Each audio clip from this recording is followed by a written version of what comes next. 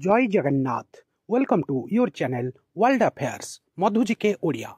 आउ गोटे employment news निजुक्ति खबर आपण मानक पई स्टेट बैंक इंडिया तरफ एम्प्लॉयमेंट न्यूज नोटिफिकेशन आसी जाइछि। जदि आपण 2025 मसीह रे बैंक रे चाकरी करिया को चाहुथिले एटा गोटे सुवर्ण सुजोग। 5180 पोस्ट पई SBI state bank of India तरफ एम्प्लॉयमेंट न्यूज नोटिफिकेशन आसी जाइछि। बहुत बड़ वैकेंसी आसी सांग माने ए वीडियो रे मु आपनकु संपूर्ण डिटेल ब्रीफ हाउ समराइज करिकि जणेबी। वीडियो को स्टार्ट करिबा, वीडियो को शेष जाए देखिबे। आउ जदि एलिजिबल जदि इच्छा अछि जल्दी जाइकी फॉर्म भरि नेबे। SBI junior associate clerk recruitment 2025 apply online for 5180 post. SBI junior associate clerk पई 5180 पोस्ट पई ऑनलाइन रे आवेदन करंतु। आपण मानकर फॉर्म ऑनलाइन रे अप्लाई हबो। जूनियर एसोसिएट क्लर्क रो 5180 पदवी पई state bank of India SBI रो नियुक्ति विज्ञप्ति 2025 जेकोसी स्नातक सहित प्रार्थी माने ऑनलाइन रे आवेदन करि परिबे। आपण ग्रेजुएट होइथिबा दरकार।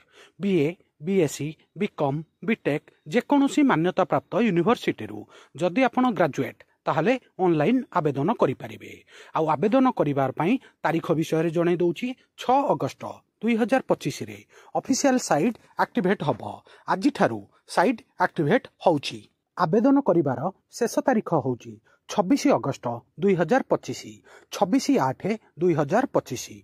मात्र 20 दिन टाइम दिया जाइछि। आपण लेट न करिकि जल्दी जाइकि फॉर्म भरि दियंतु। प्रार्थी माने एसबीआई रो ऑफिशियल वेबसाइट sbi.co.in माध्यम रे ऑनलाइन माध्यम रे फॉर्म आवेदन करि परिबे। आपनकर फॉर्म ऑनलाइन भरा जिवो। आजि ठारू साइट एक्टिवेट होउची। आ जल्दी जाइकि जदि इच्छा अछि संग माने फॉर्म भरि नियंतु। एबे किछि इंपोर्टेंट एज क्राइटेरिया विषय रे आपनकु जणाउची। आपनकर बयस मिनिमम 20 वर्ष होइथिबा दरकार। मैक्सिमम बयस 28 वर्ष जोटा कि जनरल कैटेगरी पाई। एससी एसटी ओबीसी कैटेगरी रु जदि आपण बिलोंग करूछंती ताहले 3 वर्ष 5 वर्ष एज रिलैक्सेशन मध्य मिलिबो आपनकु। एठारे आउ थरे आपनकु इंपोर्टेंट डेट जणै दउची। आपनकर फॉर्म आजि ठारू भरा जाउची 6/8/2025 रु। आउ आवेदन करिवार शेष तारीख होउची 26/8/2025।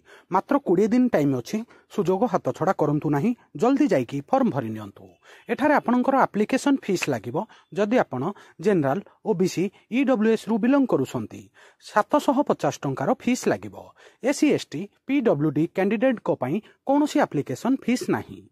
क्वालिफिकेशन विषय रे आउ थरे जणे दउची। आपण ग्रेजुएट होइथिबा दरकार। साइंस आर्ट्स कॉमर्स इंजीनियरिंग जेकोसी बैकग्राउंड रो आपण जदि ग्रेजुएट या पई एलिजिबल। एबे दरमा केते मिलिबो ता विषय रे जणे दउची। आपनकर इनिशियल बेसिक सैलरी रहिबो 26730। एक्स्ट्रा अलाउंस मिसै सारिला परे आपनकु इन हैंड 61800 टंका दरमा मिलिबो। बहुत बढ़िया दरमा अछि। सुजोग हाथ छड़ा करंतु नाही। जल्दी जाइकी फॉर्म भरि नियंतु। आ प्रिपरेशन जोर सोर रे करंतु। आपनकर रिजल्ट निश्चित रूपे भलो हबो। एबे पोस्ट विषय रे आउ थरे जणे दउची। जूनियर एसोसिएट क्लर्क आउ टोटल वैकेंसी होउची ऑल इंडिया लेवल रे 5180 टा पोस्ट। आम ओडिसा पई स्पेशल वैकेंसी मध्य अछि। आपण चाहिले ऑल इंडिया लेवल रे जेकोसी राज्य पई मध्य अप्लाई करि परिबे। किंतु एठारे गोटे शर्त अछि। आपनकु सेई स्टेट रो रीजनल लैंग्वेज आसुथिबा दरकार। Interested candidate can read the full notification before apply online.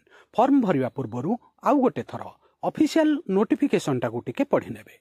जहाँ जहाँ मेन पॉइंट थिला मु आपनकु ए वीडियो रे ब्रीफ हाउ समराइज करिके जणाइली। आउ कोनोसी डाउट आसिले मते कमेंट माध्यम रे पचारिबे। मु आपनकर डाउट क्लियर करि देबी। वीडियो को लाइक करिवे। समस्त सांग साथी प्रत्येक ओडिसार छात्र छात्री पाखकु शेयर करिवे। नुआ थिले वर्ल्ड अफेयर मधुजी के ओडिया चैनल को सब्सक्राइब करिवे। सबुदिन important GK current affair sports affair world affair employment news notification आपनकु एठारे मिलथाय। वीडियो देखिथिबारु बहुत बहुत धन्यवाद। जय जगन्नाथ। वंदे उत्कल जननी।